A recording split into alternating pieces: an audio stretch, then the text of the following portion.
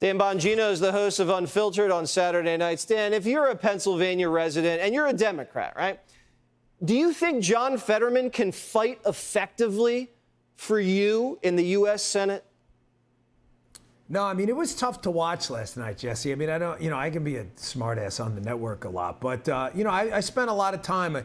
By the way, just let me say in advance, anytime you cite your education, you usually sound like a jerk, but it's important here, so forgive me, folks. Okay. But I went to graduate school. I studied neuropsychology. Most people don't know that, and why would you? Who really cares?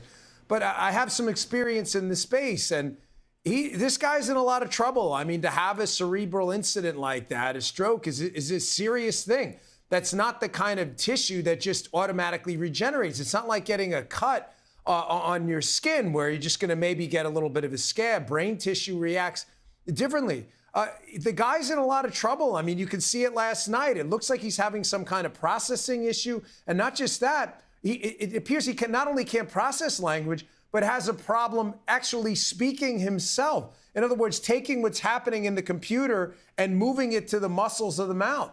I mean, this is serious. This is not a joke. I mean, you all saw it last night. But I have to agree with some of the commentary that we saw, and even some of the other networks, some of those commentators saying, this is an enormous scandal. Yeah. This was hidden. And you mentioned, which was a great call, this poor Dasha Burns. I don't even know Dasha Burns. She could be a far-left radical for all I know.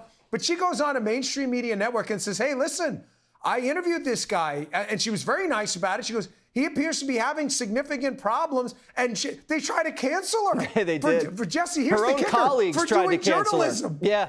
Right, for doing actual journalism for once. I mean, she's owed an enormous apology. This guy is not fit to be in the Senate at all. That's clearly obvious to any rational actor. Isn't it sad to watch Barack and Joe prey on this poor guy, to have them travel to Pennsylvania, where this guy should probably be doing speech therapy and resting, and he's already at risk for another stroke?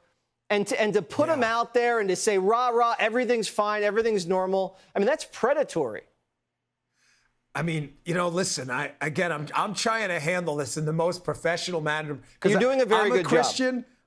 Thank you. And that matters to me. Again, I know I have a foul mouth sometimes, but I believe in Jesus Christ. And I don't want to do the immoral thing. The guy had a really serious incident. I wish him and his family the best, Fetterman.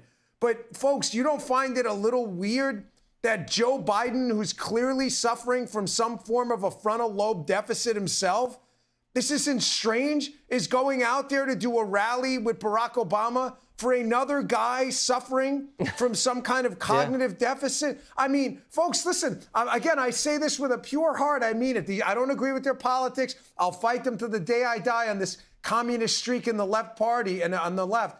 But listen, these are people who are running for public office. They're not running to be your orthodontist. I mean, they put themselves out there. He could actually do a better job, Dan, as an orthodontist, because that's just physical. He'd be less dangerous.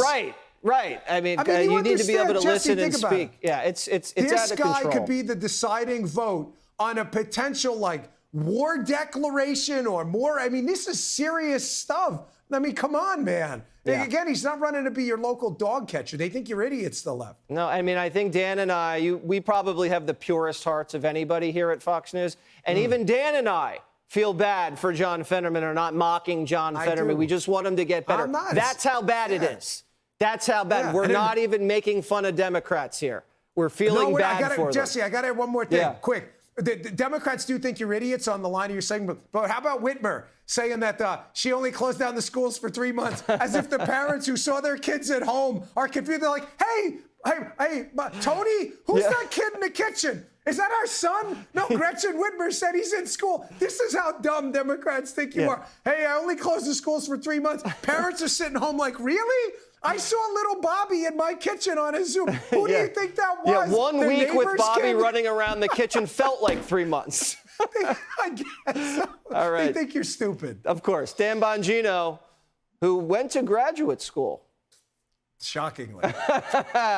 Check his show out on Saturday nights. Thanks, Dan.